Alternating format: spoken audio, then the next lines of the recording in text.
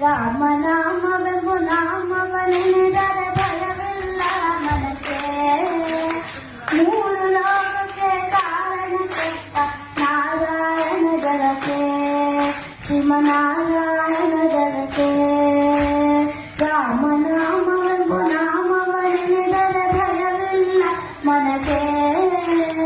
ಮೂರು ಲೋಕಕ್ಕೆ ಕಾರಣ ಕೆಟ್ಟ ನಾರಾಯಣ ಜಗಕ್ಕೆ, ಶ್ರೀಮನಾರಾಯಣ